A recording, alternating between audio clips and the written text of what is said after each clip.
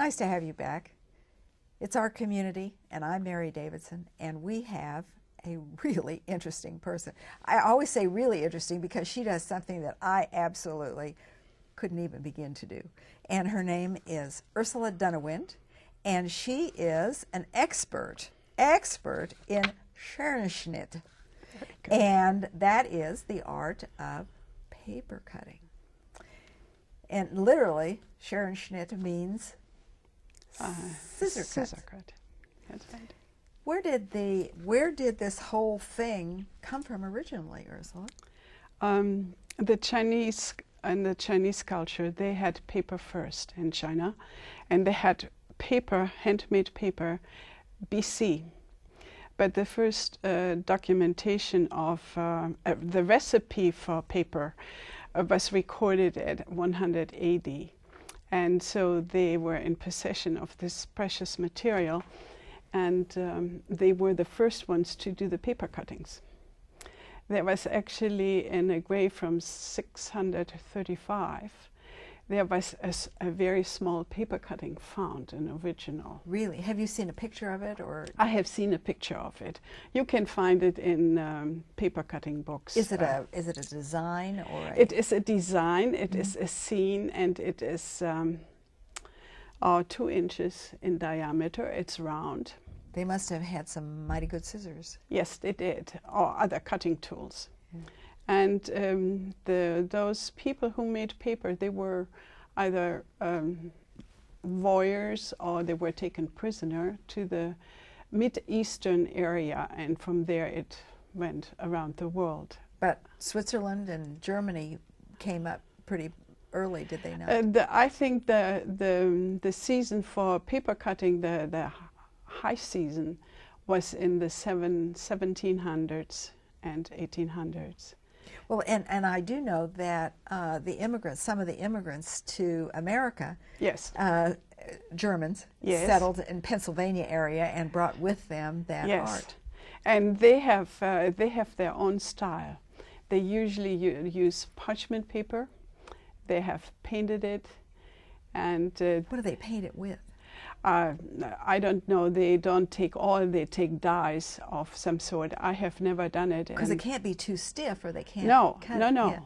It is a dye. Some people age their paper with tea to make it old-looking. The Dutch made a documentation, baptismal certificates and wedding certificates. They were paper, and they were with nice borders decorated, a very fine filigree, and but they have their very own style. I know you do this, but do you collect them as well, that others have done, or old ones? I have a few, but I wouldn't say I have a collection. I have been given some when somebody travels and they find an interesting one and they think I should have it. Then I Well, get I think it. that's nice. But I I personally have never pursued. Well, I do know that you do some of your own designs and some designs that you have taken from others. And this one happens to be one of your own designs. And we talked about the fact that both of us really do like birds. Yes. Now, you don't cut, that's not the first step, is to cut. What is the first step? The first step is the design. And my drawing is not so good, so I draw everything very big. And I cut it. Cut it big. Cut it big. And then I put it on a copying machine and reduce the size to what I think it should be. Because this bird is takes up about 3 inches each way. Because that's not very big. No. I could not draw it that way. No. No. And so this is how I create my designs. And sometimes you take them from Indian pots, or you take them from different places. Yeah, or from photographs. My husband likes to photograph, and I have taken some of patterns of his. I know this one. The notes here are from Alley Cat. Yes. I love that. It's a piano piece, and they are the first 4 measures. So you could actually take your Scherenschnitt and play the first 4 measures of alley cat. That's right. I love music and I love cats, and that is it's a good combination. Yes. I know that I looked up on the internet, and I noticed that there are really very few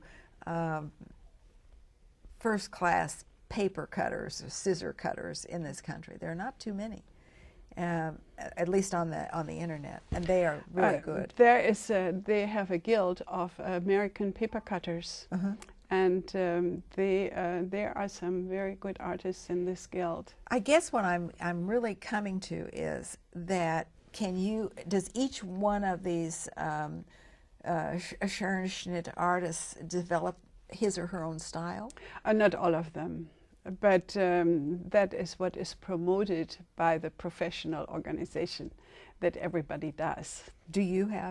Can people look at what you do and say, uh-oh, Ursula did that?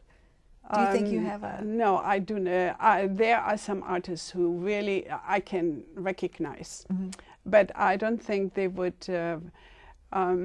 well, some people think they recognize it because of the fine designs. I can cut very, very fine, like the miniature you saw. And people will think, I cut that. And you don't have the shakes. Having the shakes would be tremendous. No, this in effect is very relaxing. When I'm nervous or upset or angry, I sit down, I take a piece of paper and I start cutting, and I become quiet. Ursula, you brought a lot of designs, I hope. This one is kind of interesting. This is 2 little cherubs, and they have, you told me, hazelnut branches. Yes. Yes. Yeah, I love that. And why hazelnuts? In the area where I grew up in Germany, hazelnut hedges are all over. They frame gardens. And so in the spring, they start very early to sprout, and they have those pendulums of blossoms. And people pick them up and put them in a vase and put them on their table or into their houses. So this has some meaning for you. Yes, it does. Yeah. And I don't find hazelnuts here, so I have a picture. Well, and I have to note that what we're seeing here is really very small. These are not large cuts. These are maybe, that one isn't more than maybe 2.5 by 3.5. Yeah, that's right. Long. So those are little tiny. That is the smallest I can cut. I can't get any smaller. There are still smaller ones around. There were some artists who they had special cutting tools. They were fashioned for their purpose, but I do not have that. Well, I know that this pair of scissors is absolutely important to your craft. And the one you hold in your hand is the best I have. When you say the best you have, these are not fingernail scissors. These are, where do you get these? I buy my scissors in a cutlery store in Germany. So they come from Germany? Yes.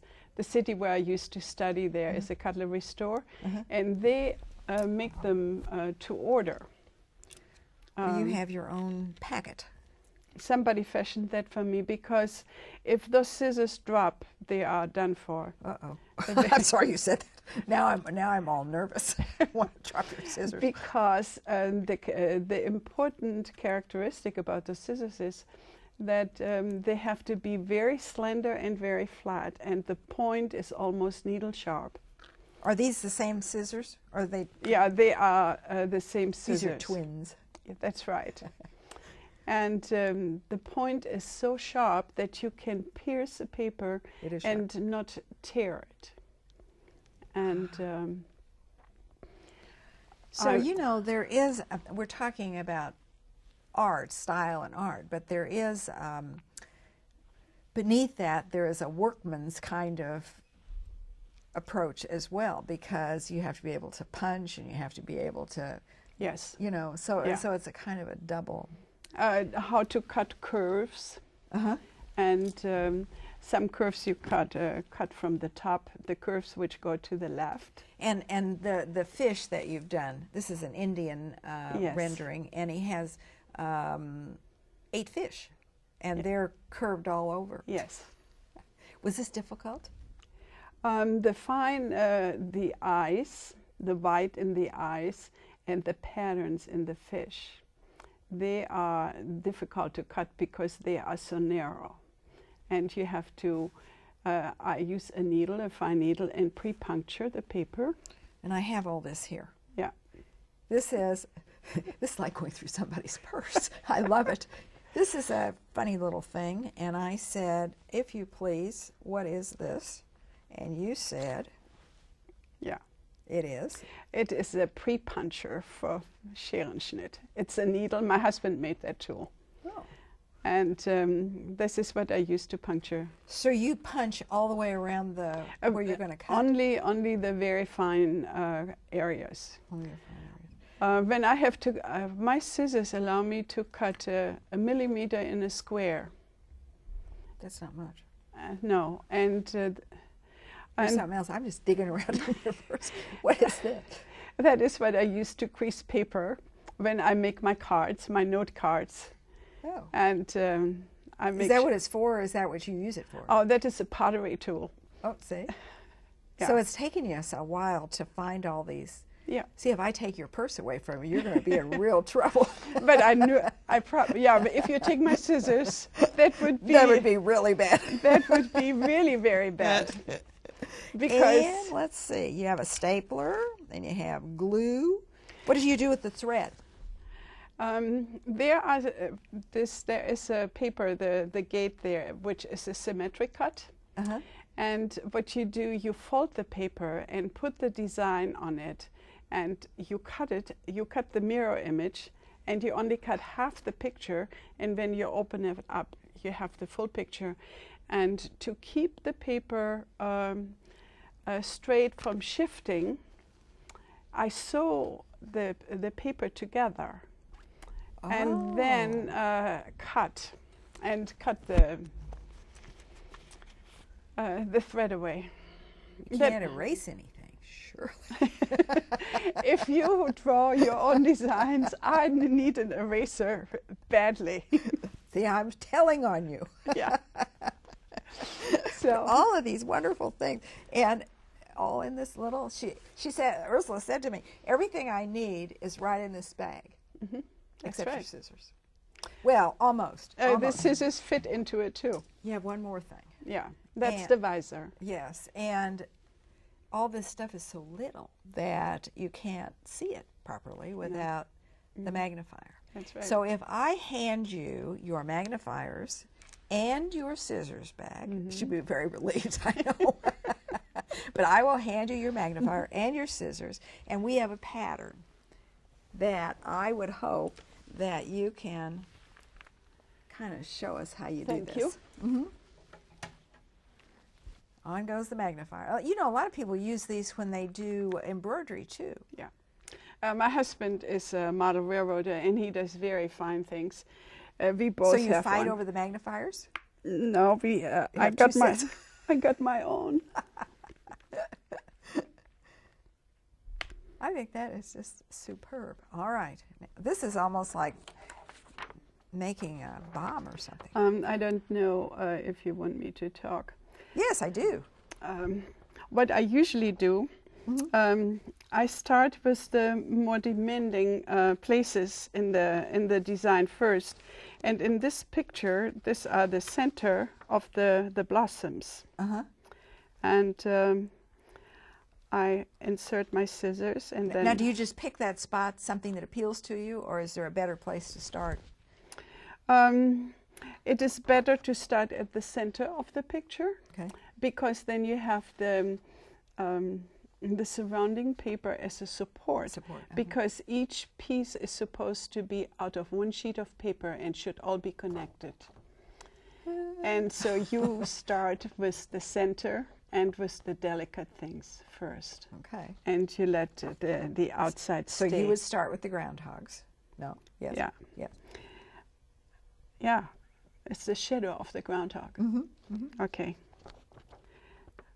And I insert my scissors and I made my first cut. And I have to turn this often. This paper is unhandy because it is so big. Normally, what kind of paper do you use, really? I have special paper. I bring this from Germany when I go there. It is black on one side, white on the other.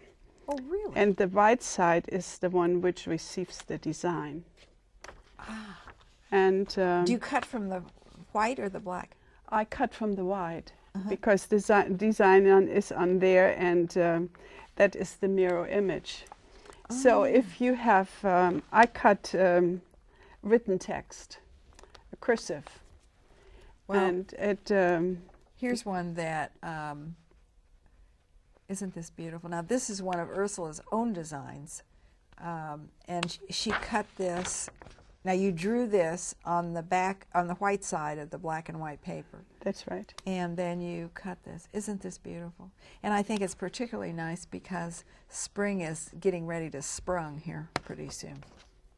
Well, we won't take any more time, but I wanted them to see what you did. And while you're putting your tools away and taking off your glasses, I noticed too that most of the Scherenschnitt artists don't do silhouettes. We can let that go. You don't have to do anymore. Don't do silhouettes. Why? You don't do silhouettes either. Why not? No, the silhouettes demand a good eye, a good visual perception, and then transfer that to paper. Oh. And I cannot do that. My visual perception isn't that good. And so you have to have a design on that white side of your for the silhouette of a person, of a face, you can project it to the wall and can trace it and cut it and put it on a copying machine and reduce it. I can, but who would do that when you can make tulips? I don't want to do that. Well, I love gardening. I love birds, music. And so this is what my art. Who taught you how to do this? I'm self-taught. Really? Yeah. I cut when I was a little girl. I grew up in I was born before the war in Germany, and there were no dolls for my dollhouse. And I took pretty paper and I cut the people for my dollhouse. And in kindergarten, we had no scissors, and the nuns gave us pictures, and we punctured the outline of those pictures, and then we could tear them out, and we glued them onto a background. That were my first pictures in the first preschool age. So how long have you been doing this seriously? Seriously, 20 years. 20 years. Yeah. Do you have anything you did 20 years ago? Can you tell the difference? Yeah, I know what I did 20 years ago. One of the pictures I brought today was one of them. Well, so I didn't see any difference. No. I mean, it seems to me that the quality is...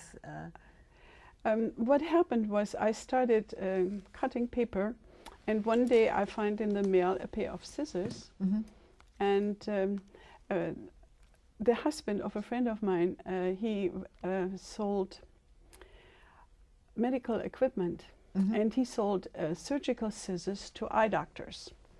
And he gave as a gift to me a pair of surgical scissors. And from then on, I could cut anything. Now, did they look sort of like the ones you're using now? They were as fine, but they were curved. And in time, I liked the ones which are straight better. I could do more with them. Do you have to have them sharpened? Yes. And that's tricky to find somebody that can sharpen. I have had only one scissor sharpener, and he lived in Colorado Springs. Well, hopefully his health is good. No, he does not sharpen anymore, and I'm looking for a new scissor sharpener. And I'm looking for somebody who does sharpen surgical instruments. Because it has to be done just so, I'm sure. Yeah, when they sharpen them, they usually lose the fine point They do not get on the end that you punch on the with. end. Yeah. They are always dull when I get them back, and that makes you cranky, I'm sure. yeah, very disappointed. And Yeah. there is a good pair of scissors which I cannot use for my purpose. So, well, I know that we have looked at a number of designs. Yeah. Do you do special requests? In other words, if somebody says I would like this or that or the other thing, can you do you do that? Or is it I have done this because a friend of mine, she expected a grandbaby, and those grandmothers. Well, grandmothers are very special. So. They really are. And so they knew it was a boy, and they asked me generally if I could make a paper cutting with a little boy in it. And we could do that. Yeah, that was nice. Yeah, I know that you have a brand new interest in paper cutting, and to me, this kind of gives me a headache to think about. I have to be honest with you. To think about cutting out. This is ironworks. It's a gate. Yes. And it is designed by a French iron expert or artist. His name is Dijou, and he was in England and worked for the English Queen, and he made different gates to famous mansions. And you saw a picture of this? Yes. Dover Publication has, it is a publishing agency which publishes copy-free designs of various kinds, also paper cutting.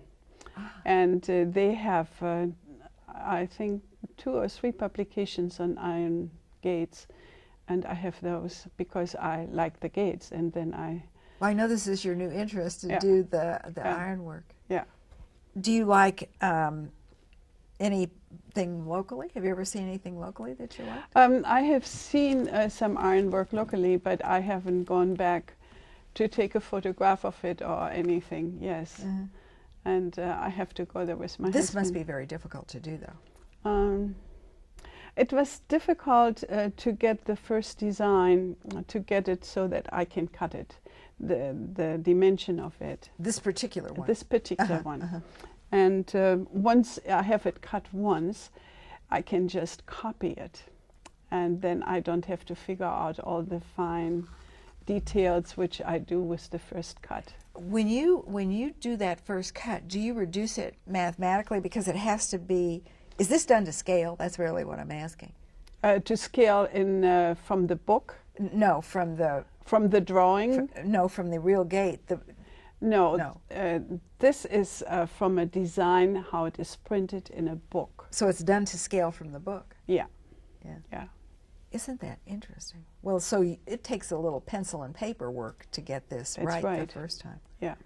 You know, I think that's so interesting because it's not as easy as just learning to manipulate the scissors and cut the design.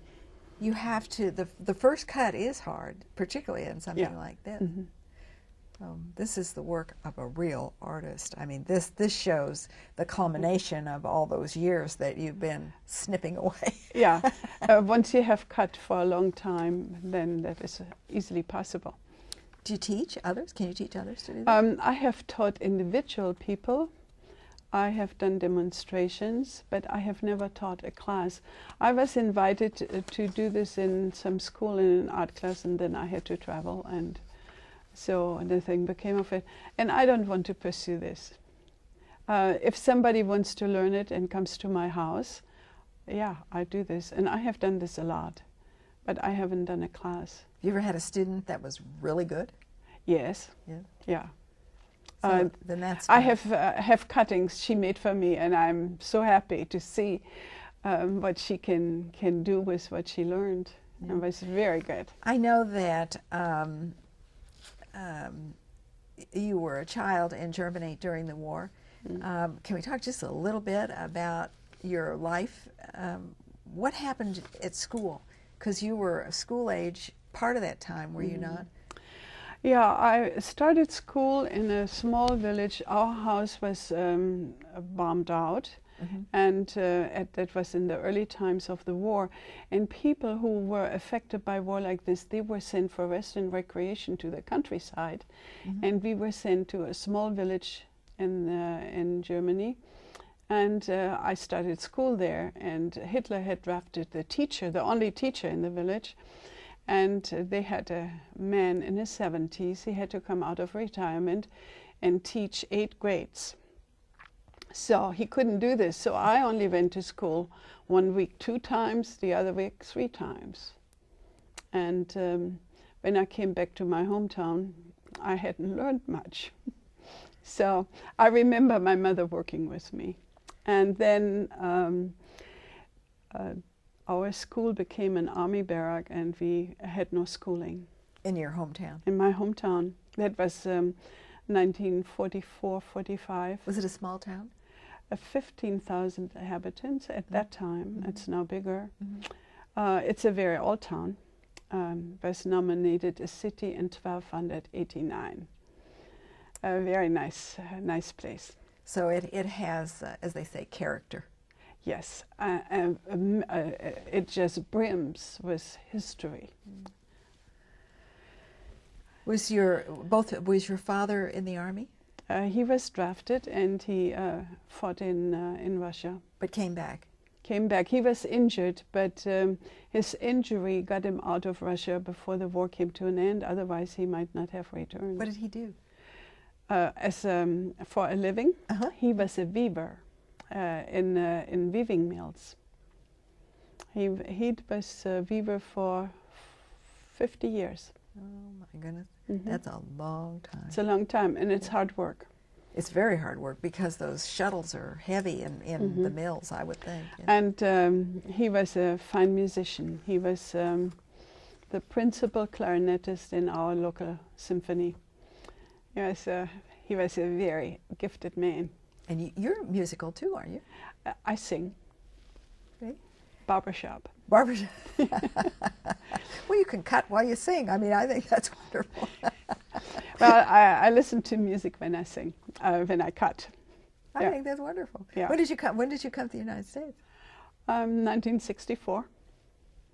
We've been here a while. I have lived in between time in Germany. My husband, he came. We met in West Berlin, and he was the security agency of the army. Mm-hmm. And I did my certification year as a social worker. This is when we met, and we eventually married. And he brought you home. That's right. I think that's wonderful. And you have been happily cutting away ever since. Yeah. What do you, now I know the iron gates are something new. Do you have any, as you drive down the street, do you see anything that you might? Yeah, I saw the cranes in our neighborhood.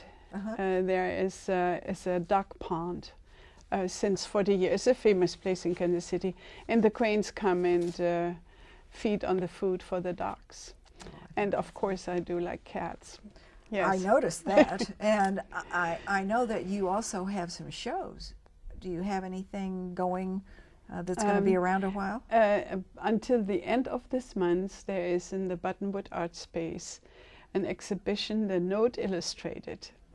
And anything pertaining to music and musicians is a subject. And I know that every time you cut something like that, you think about your father. Yes, I do.